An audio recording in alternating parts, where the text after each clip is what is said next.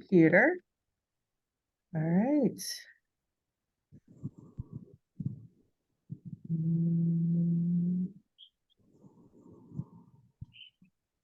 Good morning, everyone, and thanks for joining us. Sharon can't be with us today, so she asked me to facilitate the meeting, and so we'll get started.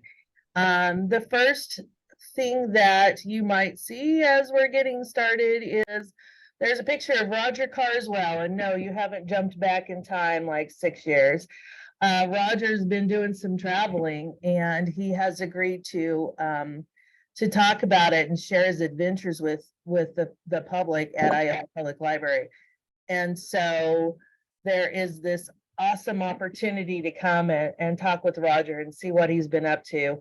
I know I saw him one day at the elementary school library volunteering when they were starting their new building, and I said, Roger, you look so young and relaxed. He said, I am. So he's feeling good and doing some really bucket list stuff. So if you have the opportunity, come listen to Roger. And I am going to stop my screen share now and share with you the agenda for this meeting, because it has some links in it that you might be interested in. I know it's a little different than what we usually do, but Roger's talk that I just shared with you, as well as a few other links, are in there. So if you're interested, there you go. First on the agenda this morning is Ms. April Hernandez, who is our new consultant, and she has joined our team. She's on board, and we wanted to let her have the opportunity to say hi and tell you a little bit about herself. So April, take it away. Is my microphone working? It is, yes. Okay, I'm not having issues today. That's good. So I'm April Hernandez. I grew up in Southeast Kansas in Fort Scott and lived in Chanute for over 20 years. So I'm very familiar with the area. I started in libraries actually as an academic librarian at Neosho County about 10 years ago, and then moved into public libraries. And that's where I stopped when I became a consultant. So I was actually a director for 7 years. I was in Medicine Lodge for a little over 3, and I was at Goddard Public for almost 4. So I enjoy libraries, love that they can be so many different things to so many different people. So it's good to be here, and I look forward to getting to know everybody. And April, are you going to put a bio in our newsletter? Yes, I am. So if you want more information about April, then look for that article about her life and times that's coming out in a newsletter near you. Have you moved to Iowa then, April? I think last I heard you were renting or looking for a place. I have a place, but I'm not in it because they had some work to do on it. So I'm actually staying with my ex-husband in Chanute right now. Oh, that's fun. Oh, yeah. Yeah. So everyone here is like, that's awesome. And we're thrilled to have her on staff, and welcome to Southeast Kansas. Does anyone have any questions for April? I opened it up without asking, sorry. They're pretty nice though. So April will be making the tour with Sharon and coming to visit you and see you all in the present, in the flesh, and hopefully the yucky old snow. I saw Deanne peek in. The yucky old snow will stay away so that they have good travel conditions. I know Deanne likes snow, so I have to poke her every time I say something like that. So a couple of things from the agenda, moving on, if we don't have any questions. Annual meeting Tech Day is June 2nd at Iola High School, so where we usually meet for annual meeting. And we're going to have a hands-on tryout for tech toys that Dave and Jake have been putting together. And I thought I saw Jake in here earlier, but Jake, are you there? Yeah, I'm here. Do you have anything to say about Tech Day coming up, or are you particularly excited about any of the new toys in the tech box? Yeah, I've been playing with the 3D printer since last week when we got it in. That's pretty fun. I'd never messed with one before, so just kind of learning how to do it so I can demo it a little better. And the drone, I've always wanted to mess with the drone and never had that opportunity either.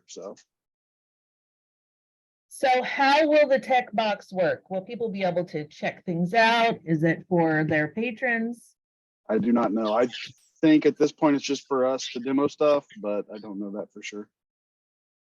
So Jason, you correct me, but I think that it's going to work like the early literacy kits. Is that correct in your understanding, or have we made that determination yet? We haven't discussed that sort of stuff yet. Okay. But I'm with Jake. I think that at this point, the idea was to have stuff to demo so that if your library is interested in getting something like a 3D printer, you can check ours out like visually, not like through the catalog. Yeah, they can come here and Check look it at out, it. Yeah. see how it works, look at it, and decide if you want to purchase one yourself. That's sort of how the tech toy box worked in the past. Okay. So thank you for that clarification. In my mind, it was working a little bit differently, but then I got to thinking, how would you check out a 3D printer because of all the calibration that needs to happen? So that makes a lot of sense. So anyway, you'll have the opportunity to look at and try out some tech toys in a hands-on format on June 2nd. So that should be pretty exciting. And we're going to do that in lieu of the breakout sessions that we usually have with the meeting. Okay, moving on the agenda, Reader Zone has been contacting me regarding summer library changes they've made to their system and wanting to do a workshop. And I wanted to check with you all to see how you're feeling about Reader Zone, if you're using it, if you'd like to use it, if you'd like to have a training and see what's new. So let me know, how are people feeling about Reader Zone? And of course, it's not only for summer.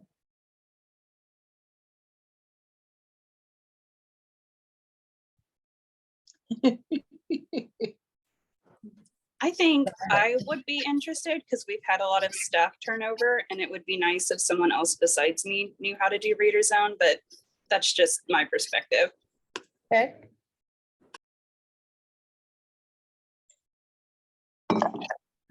Anyone else interested?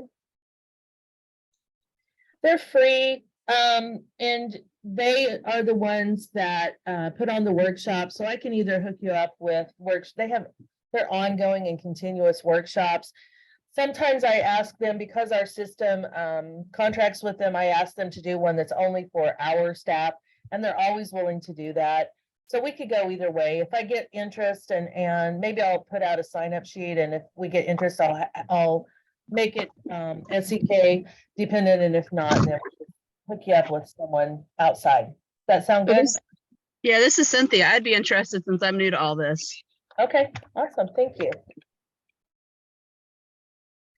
All right. In September, I will schedule a summer library program reflection.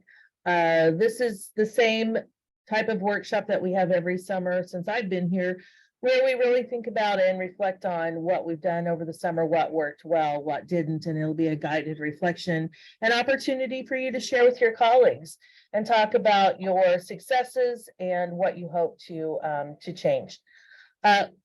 Lisa, I just noticed in the chat, says that Valita loves Reader Zone and she doesn't know a lot about it, but yeah, she might not need a workshop, but she is using it successfully in her library. It's always good to hear from other libraries that are using it and the ways that they are implementing the application. Anyway, so reflection coming in September. If you find that helpful and it's something you'd like to talk about and share with your colleagues, then just kind of keep your eyes and ears open and we'll come up with a date for September. I'm getting pretty excited about seeing what you all come up with for summer reading. yesterday we had a request for the March, and I'm gonna give you a date, the March Youth Services Forum. So we have one monthly now, and the next one is I know I just saw it. March the 20th. It's a Monday at 3:30 p.m. And there was a request to do some idea sharing around summer reading planning. So if you haven't completely planned, to have the opportunity to plan with peers was a request extended beyond the summer reading workshop. So if that's something you're interested in, sharing ideas, please plan to attend the Youth Services Forum Monday, March 20th at 3:30 p.m. Okay, next week we have a PLIX workshop. PLIX stands for Public Library Information Exchange. And it's a series of workshops that are offered to you. The ideas are offered to you, and it's ongoing. So it's dynamic in that they continue to add new ideas, and it's all from MIT.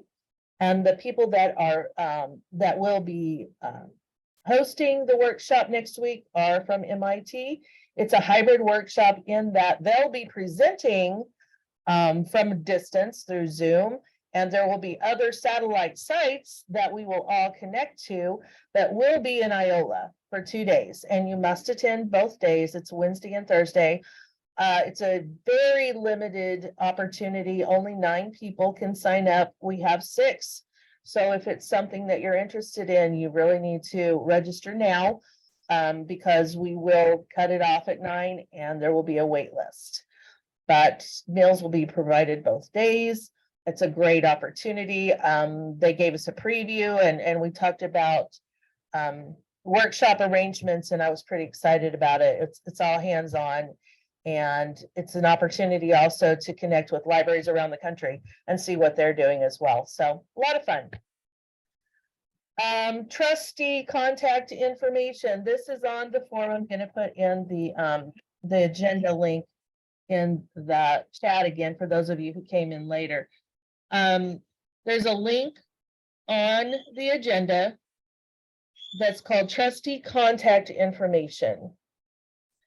And we would like for you to fill out the information by April 1st, which is when the new term starts. This gives us lots of great information and the ability to look at and determine and contact your trustees. This is all public information, and it just makes Erin's life a lot easier if you will fill that out so that she can send newsletters out and different opportunities for trustees. April, do you have anything you want to share on that one? I don't think so. It's great, though, to be able to get the trustees to be involved and get the information more easily. And Connie, I see you have your hands up. The terms actually start, terms expire April 30th. Okay, I'll make a note for Sharon. This is her agenda item. Yeah. Yeah. Expire. So are you suggesting another due date for? Yes. Okay. Go ahead. Yeah. According to state statute, it's April 30th. So yeah, I would say May 1st instead of April 1st. So that because we will have a switch in our board. And so we want to be accurate. And that's, there's so much going on. It's an easy mistake to make. So. Yeah, sure. I will, I wrote that in red, and so let's switch that to May 1st instead of April 1st. Thank you, Connie. All right. Other comments or thoughts on that?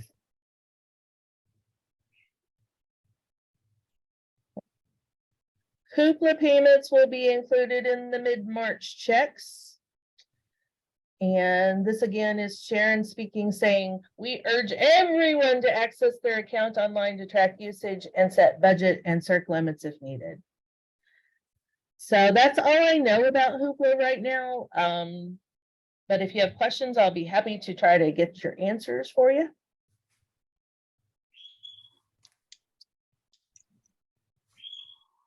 I hear a bird at Julie's house, Julie's location, but that's all I hear. So if I'm hearing birds chirping, then I think we'll move on to the next item.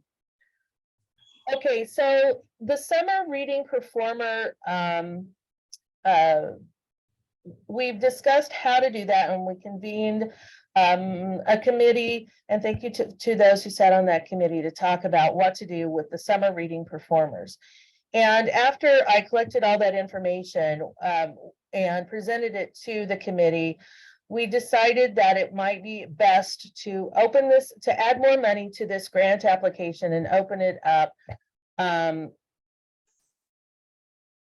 to year-round programming, as opposed to saying you must have a summer reading performer. So those guidelines are currently under review, and they will go before our board, and there will be further recommendations on that. So those of you who are waiting to find out if we're going to fund a summer reading performer, right now, don't budget that in and don't count on that from us, because I'm really not sure how long it's going to take to get through any kind of review and what the recommendations will be as we come out the other side. So this year, obviously, I have not scheduled a summer reading performer for that reason. And I wish I could give you more guidance, but right now that's where we're at. We're reviewing and taking under consideration the recommendations of the panel. Questions on that? Those of you who are new, there used to be a summer reading tour, and that was started way back when with the first youth services consultant. She would pick someone and have an extensive schedule of where they would tour to. The system would pay for their travel and lodging, and the libraries would each pay a fee to the performer, somewhere around $200 each place that they would land.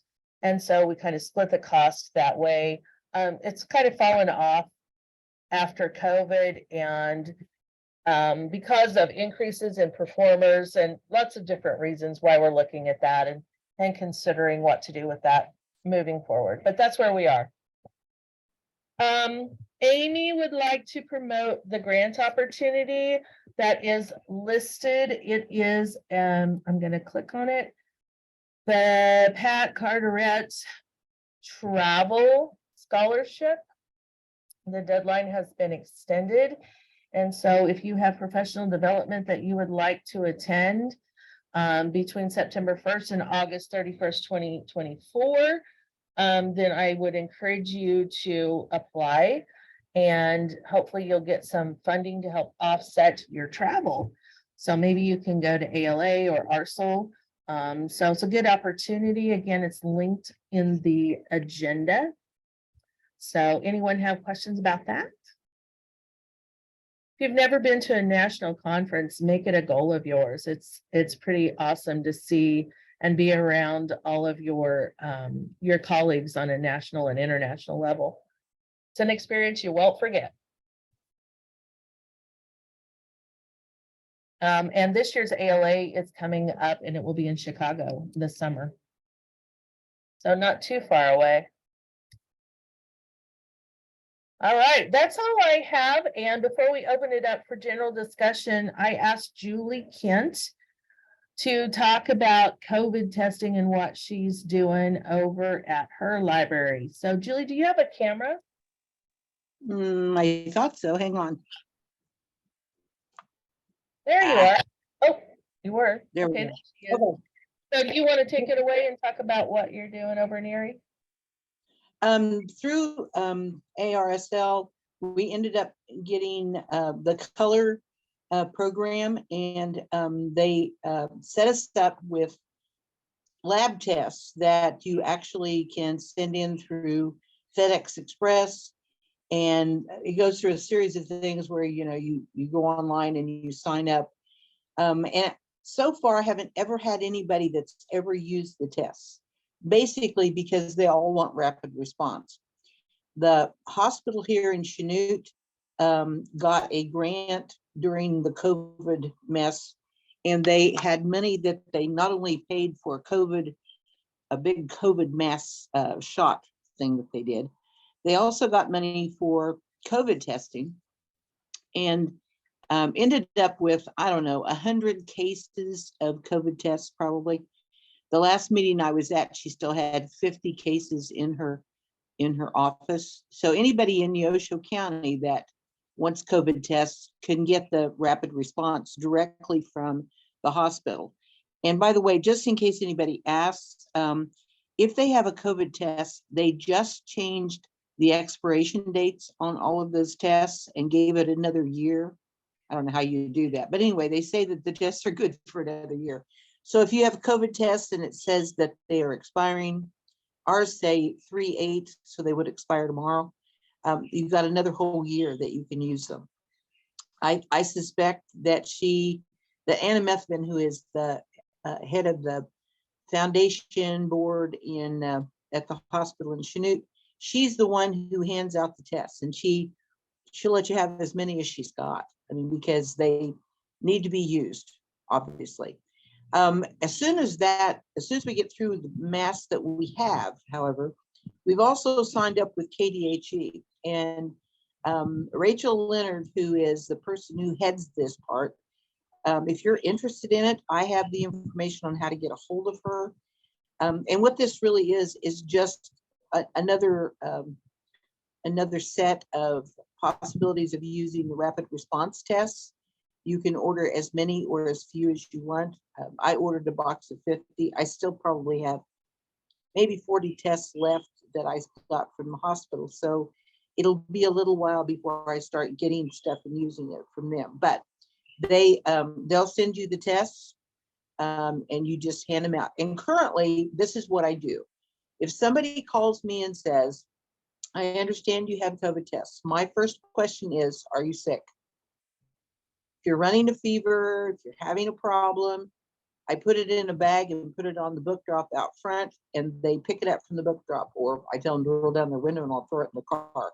I don't want them coming into the library if they're sick. However, if they're coming in because a family member is sick, they can come in and pick up whatever they need for the number of people in the household. I don't even put a limit on it. So if there's 6 people, I'll give them 6 boxes, which gives them 2 tests in each box. They use 1 test to test at that point, and then later on they can test again. I don't make any limits on how many people can take. I do keep track of them because I keep track of them for our statistics to the board. But that's what I do with the tests I currently have. Now, if you go through the KDHE program, they require a weekly report. Every Friday, you have to send a report letting them know how, or Friday, whatever your last day is in that week. So if you're open on Saturday, it would be after Saturday, but you have to send in a report on a weekly basis saying how many you've used. Now, I've not opened the box that I've got from KDHE, so for the last 2 weeks, I've been reporting that we haven't used any tests, but they knew ahead of time we had some. So this is totally a free program as long as there is state and federal funding for these tests. I don't know how long it'll last. This may not last a long time. It may, maybe another 6 months or a year, and it may be longer than that. Once again, this is a free program. Your only requirement is to report, so they have statistics. They do ask that you have a Zoom meeting with them so that they can explain what their policies and procedures are, but it's not a big deal at all. Does anybody have questions about either the color program or the one for KDHE?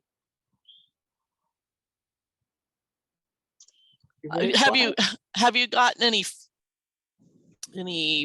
blowback from people who don't believe that there should even be COVID tests? Has anybody, seen your signs and given you any flack about that? I was just curious. No, not at all. Actually, I think people, if they don't want it and they don't understand it and they're not interested in it, they just don't say anything. I just make it clear that if somebody needs it, they've got it. I also give them out, say you're going to a family deal and you want to make sure everybody's safe. I'll give them whatever they take, whatever they need, so they can test and be safe before they go. And it tends to run in cycles. You know, we'll have, like, after spring break next week, I anticipate there's going to be a huge number. I'll give away 15 or 16 the first day after spring break, because people are out doing weird and strange things together. But nobody's ever said anything here about it. I just offered it as a service. Our local pharmacy doesn't have COVID tests now. I mean, they're like Walmart and stuff does, but our local one here doesn't. And she just sends them to me and says, they have tests at the library, go pick them up. So no blowback at all.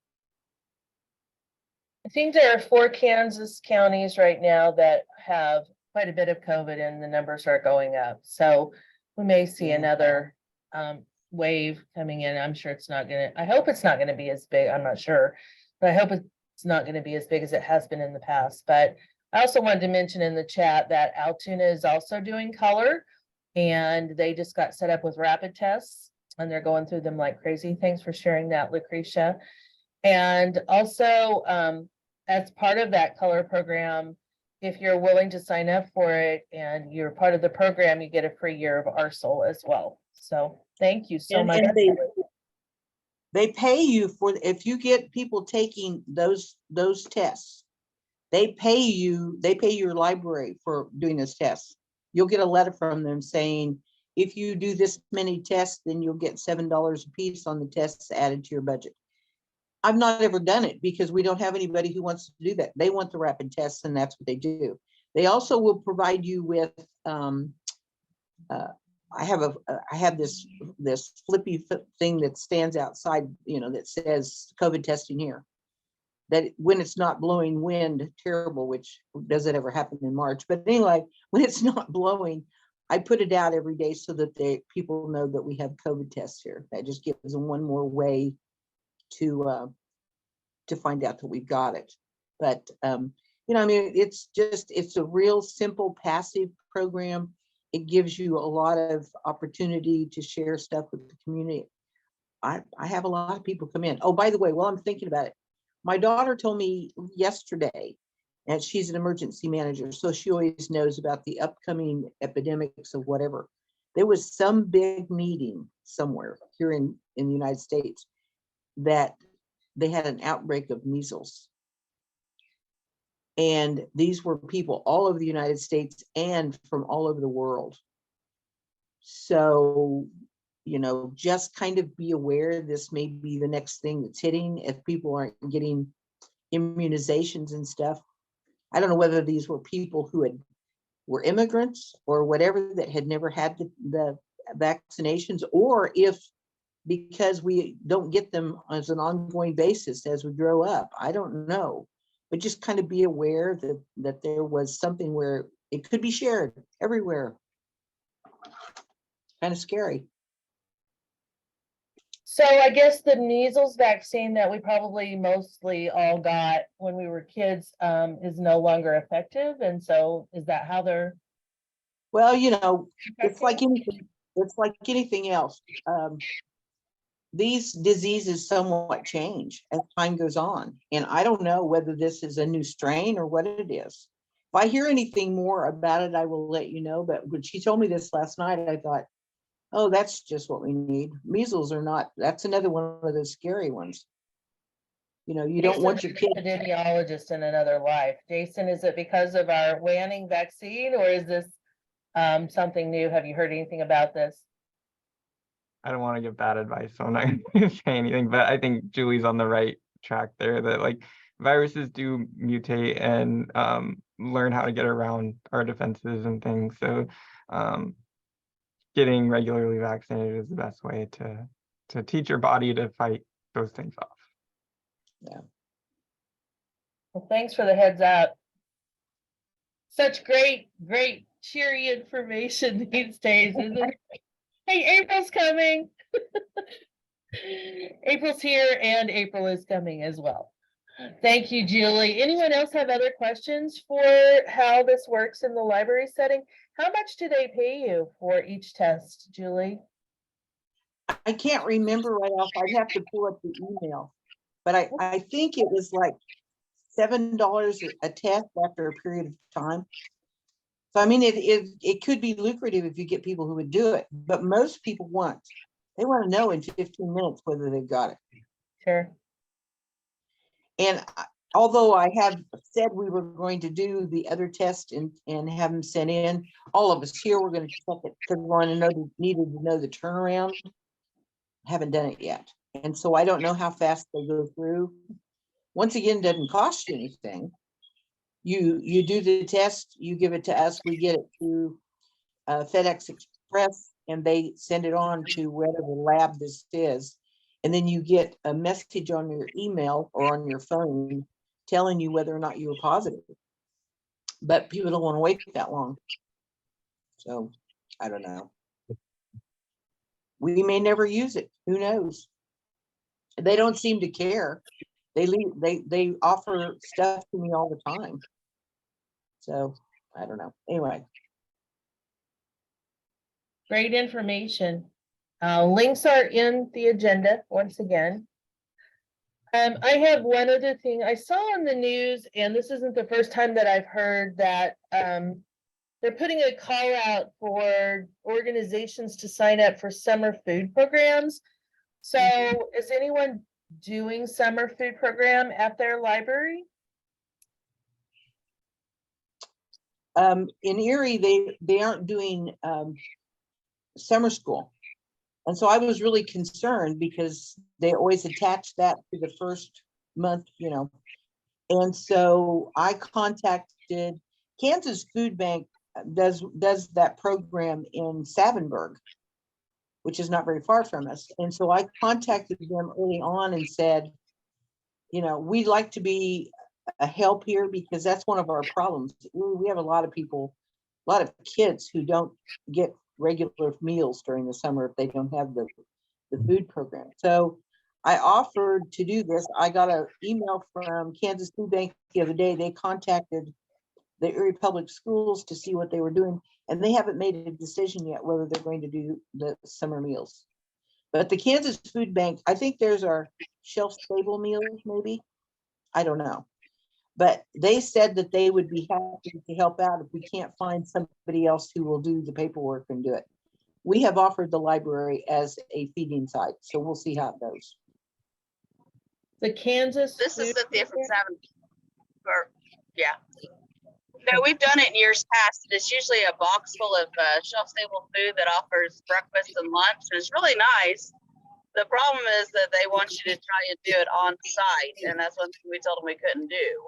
They want you to like provide this space for the kids to come in and eat. Oh, yeah. And so we told them we could do it again this year if it's like it has been the last couple of years, which is just a grab and go food box because we do it when summer reading's going on. And then, you know, the same day, and then families can grab them and go.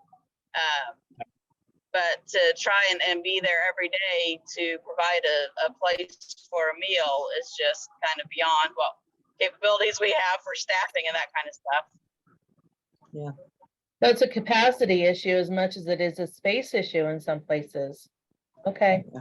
So if anyone has link to the Kansas Food Bank, please put it in the chat or send it to me and I'll put it on the agenda, or put it in the chat and I'll put it on the agenda. But Tamara, is that who you go through in Girard as well? The Kansas Food Bank? Yes, okay. So it's a really nice program from what they said in the news story about offering meals to kids in the summer, school-age children and younger, and also adults who have developmental disabilities who are still being served by your school district.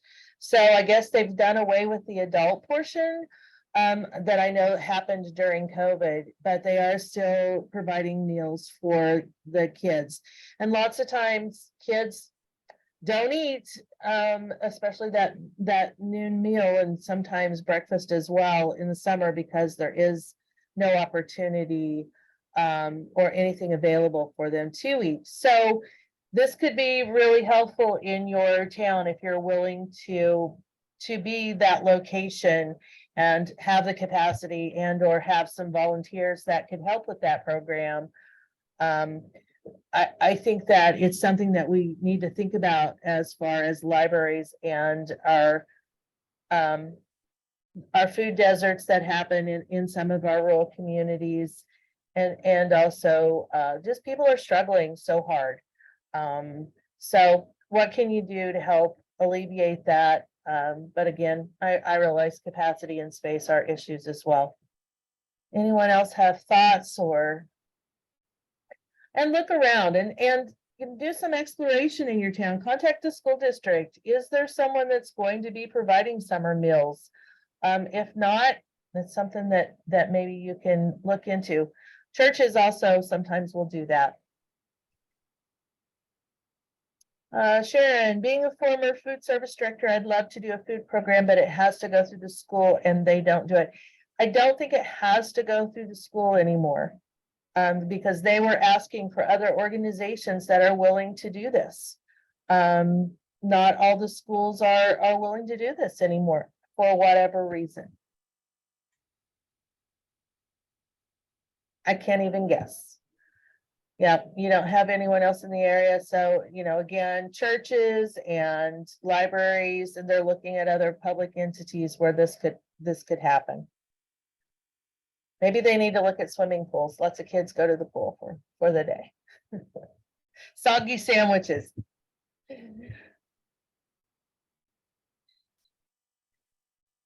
All right. All right. So what else is going on that you want to talk about today?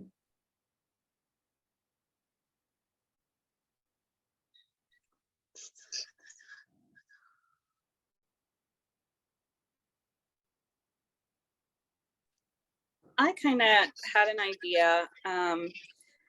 National Library Week is coming up in April, and we have National Library Workers Day during that week, I think on Tuesday. And I was thinking of getting like a little goodie bag together for my staff. And I thought maybe a water bottle, a drink mix, some candy, donuts in the morning, maybe a healthy snack. Is there anything else that you think library workers would want? Maybe something that's not food related? If anyone has any suggestions? Besides the day off, you mean? Yeah, I wish. A ring, a massage. I always appreciate a really nice pen Okay. to use.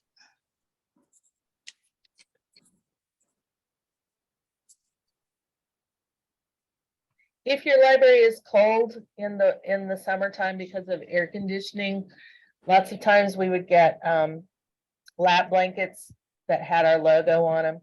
You can get them pretty inexpensively if you shop it around. That's a nice gift. Tumblers. Think about like what's in the summer library catalog and what you like in the summer library catalog. There's t-shirts, there's pins, there's PEN and PIN.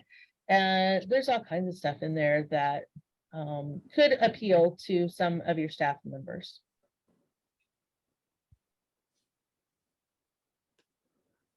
That you could steal the idea and put your own logo on it. Jason, what's that site that you have set up to order t-shirts? You want to share that? Sure, let me get the link. And talk a little bit about, you set it up as our marketplace so that we could order t-shirts, correct? And other stuff. Andrea, go ahead. I just wanted to celebrate the fact that we are finally done with our ARPA grant because we finally got somebody to come and put the electricity in our outdoor areas. So yay! I'm excited about that. And last time, I think I was talking about, I was trying to figure out a way to use the information that Jason provided, that we put at the bottom of the little checkout slip, as to how much they save when they use the library, as a fundraiser for the Friends of the Library. So in March, we do what we call Marvelous March, and we have something almost every day. And so one of the days is if they come in and they ask us how much they saved in 2022, we will run the report and tell them, and they get their name put in a drawing. If they donate 1% of what they saved in 2022 to the Friends of the Library, they can get their name in the drawing again. Now, the staff and I have discussed that basically, if they give us $5, we'll put their name in the drawing. I mean, it's just kind of a little bit of a gimmick, not only to raise the money, but just to make people more aware of what the value is of the library, you know, to them. And we've actually had a couple of people, I don't know that we've gotten any money yet, but we have had a couple of people ask to have their, you know, ask how much they have saved. So that was kind of what we came up with to do that. And Jason fixed up a report for me, so I'm sure he would be happy to share that with anybody that wants to know. So. And just to update everybody on that, we had that discussion back in January. I think I did figure out how to do year-to-date and annual savings on the slips in Koha. We're testing it in Iowa and Parsons right now. Probably just push it out to everybody at the next users groups if you want it. It's a library by library customization, but I'll show that off at the end of the month at our users group, and each library can decide if they want that on their slips or not.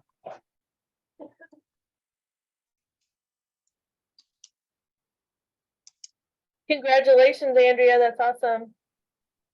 I like your idea for a fundraiser. It also brings awareness to the value of the library, like you said, and I love it. It also doesn't require baking anything, so that's a good thing. We wouldn't want that.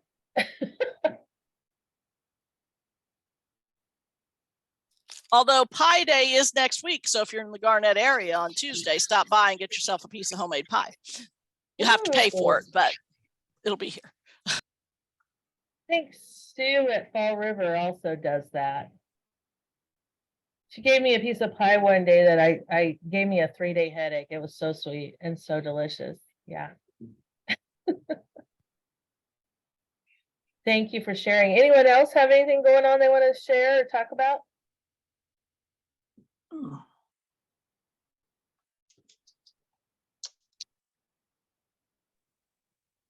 Does that include the consultants? Sure, absolutely. It does. Okay, well, Anybody with $3 in their pocket or who has done great things for us gets pie. There you go. I would like to bring up that day after tomorrow, March 9th, is the Low Vision Fair at Fredonia. And I sent a flyer out, and I've seen them up around as I visited libraries, so I appreciate that. It's a 2-hour event to learn about services and devices available to those with vision loss. And there'll be hands-on time with some of the assistive devices. A company called NanoPack out of Tulsa will be there. Audio Reader, Resource Center for Independent Living. Again, it's at the Fredonia Library. Starts at 10:30 and it's free. Then we are in the middle of Talking Books Week. This week is Talking Books Week, and there's an emphasis on Braille at your fingertips, because even though Braille is a tool for greater independence, but it's also a way to learn literacy, like grammar and spelling and punctuation. And so, in fact, I'm learning so much with this job. I had no idea that before a sentence, if you are writing Braille, there is a way that you have to identify that the next letter is going to be capitalized.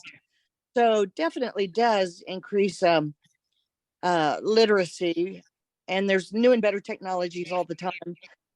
If you're in this area, you might hear a public service announcement that I sent to the radio station, and they assured me that yes, they would put it on the radio. Excuse me. A couple other things coming up. And even though I don't cover Miami County, the interagency invites me to their senior events. And there's a senior cookout coming up on April 21st. And so besides food, there'll be booths there. Then and one of the reasons I am invited is because Lynn County interagency group stopped meeting during COVID, and they haven't started up again. So anyway, the Aging with Attitude Expo in Parsons, it's at the Foursquare Church on April 28th. And that has a cost. It's $15. It's a great venue. It's going to be from 8 to 11:30. Besides being a resource fair and breakfast, there's a couple of keynotes. One is a Planning for Life panel, which is also including for when you pass away. So there's going to be a funeral home there, but it also has financial planning, legal issues. There's an activity plan during the break, which should be kind of fun. There's drawings. The second keynote is presented by Southeast Kansas Living Magazine. And Jeannie Smith is going to talk about affordable day trips in Southeast Kansas. So anyway, there's some things coming up. I'm hoping all of you have gotten the Aging for Attitude Expo flyer that was sent out. And then we had 10 new signups for Talking Books in February. So I'm always excited about new signups. And I guess that's about it. I'll be still visiting libraries and care facilities. And also, I'm no longer the Moran Library Director, so I'm glad to be working one less job. And that's all I have. Thank you, Cynthia. Lots of great information. We've got a lot going on. Andrea, I think I saw your hand go up again. Yeah, I just wanted to give a shout out to Cynthia. She came in and presented at our library board meeting in February, and I think that everybody really enjoyed what she had to say, and I learned some new things that I didn't know. So if you need trustee training, it's really easy to just let Cynthia do it for you, and you don't have to figure out what you're going to do. So sign her up. She'll be happy to go around to all of our libraries. It's true, I will. And you've got me giggling over here. That's cute. Awesome. So yeah, if your library board hasn't heard from Cynthia and they could use this information, great. Yeah. Give her a shout. Cynthia, you want to drop your email address in the chat box so everyone can access it? Oh my goodness, I'm on my mobile phone. And Okay. remember last time I got cut out of the forum and couldn't get back? Anyway, it's cchalker@sekls.org. So anyway, sorry. There you go. Oh, thank you, Tammy. You are so welcome. There's been a couple of other people posting in the chat. Gina said she put up a Talking Books display and has already had someone pick up an application, which is exciting. Lucretia has so much going on and her microphone is not working, which is really frustrating, but both the story walks and the new sidewalks from the ARPA grant are complete. They received a grant for digital literacy program. And after several months of teaching the class, it's finally complete. She received a grant from the Kansas Historical Society for a big scanning project. It's almost complete. And she's been really busy. And then also on the Family Strong Legal Services Committee, if your library or patrons need resources other than 1-800-CHILDREN, please let her know. So everyone knows that 1-800-CHILDREN is an information line, yes, that you can reach when families ask for or whatever need it is. They have links to so much across the state, just about everything you can think of. So if you have families coming in that are in need, that would be your first place to go, your first line of defense. And also you can get magnets from 1-800-CHILDREN for free, order them, put them out for families, hand them out like candy when they come in the door. So yeah. And Sharon said she started a teen book club that starts this Wednesday. Yep. Yay. Good job, Sharon. Let us know how it goes. What book are you doing? Don't know yet. Okay. Yes, April, we do still have after lunch coming up. Do you remember what our program is?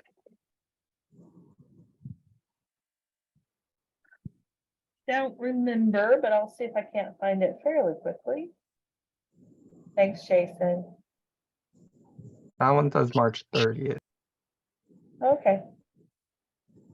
I think that date may be changed. I think April was right that it was a little earlier. I don't know anything about this speaker. Does anyone?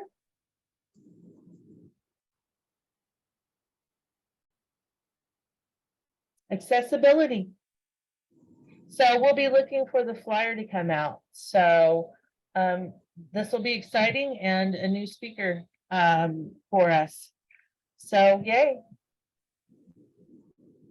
And also just a reminder, you can access the past after lunch courses if you need to review those or if you haven't seen them yet.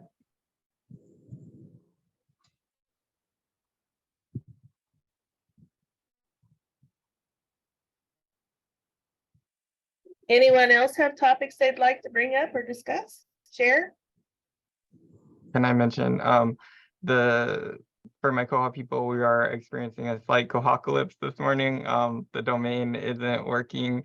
I sent out a link, so if you haven't gotten that yet, check your email. And if you're still not able to access the staff client, please do reach out. We also are finding that since you're using a slightly different link to get there, that the hold slip pop-up thing, like anything that pops up isn't working. So remember to allow pop-ups on that new URL if you're not able to print hold slips. Again, if you need help with that, please just give me a call. Thanks. I think Sharon usually goes around and asks the staff, and I neglected to do that. So thank you, staff, for chiming in and keeping me on track. Let's see who else we missed. Kim Burns, do you have anything you want to share? No, nothing today, but we've had a couple calls about the domain experience. They can't get into Koha. So make sure you check your email. And if you have any questions or need help, just call us at SEK and ask for Jason. Thank you. Yeah. Anyone else on staff have anything they would like to share? I don't see Brenda. We heard from Jake. Jake, did you have anything else you wanted to talk about? No, I don't. Okay. And April's email is now in the box and shared. So everyone take note that it is SEKLS consultant at sekls.org.com. And also you can reach her at A Hernandez. It'll go to the same account. So if you can't remember if it's consultant or consultants or whatever, A Hernandez will get to the same inbox. Through the magic of technology.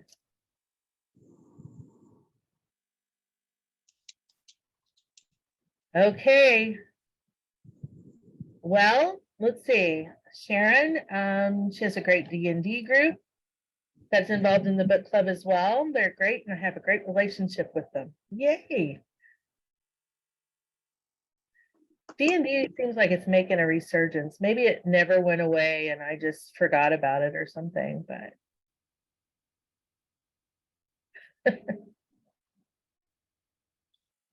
Stranger Things.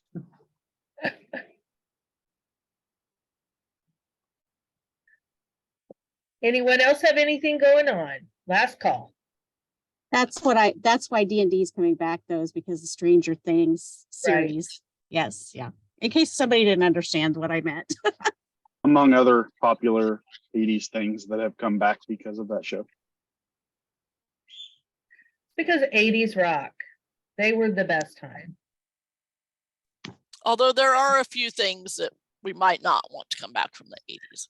I want the big Not hair. all of it was great. I want the big hair.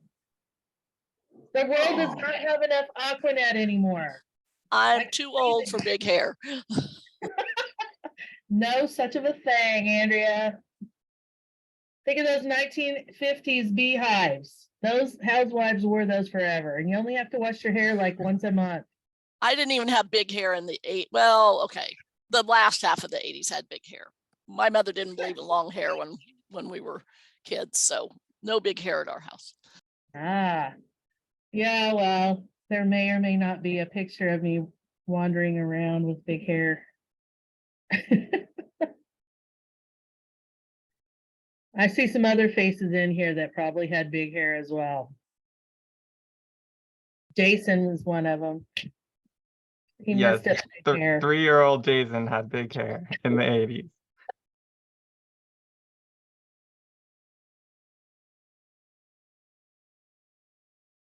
Summer reading coming up. Yay!